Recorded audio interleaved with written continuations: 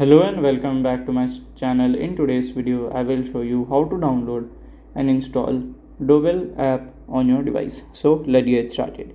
So if you are an Android user, you should must use a Google Play Store, and if you are an Apple user, you should use your Apple Store. So here I am Android user, so I will use my Google Play Store.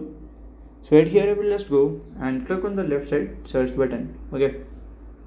So here we will just search for the app. Okay. So here we can see, so here you have to click on the install button, and it will automatically download and install the app on your device. If you scroll down, you can also give the review, and you can also review it from here after installation. And if you have any question related to this, you can let me know in my comment section. And if you find this video helpful, make sure you like, subscribe and share the video. Thank you for watching.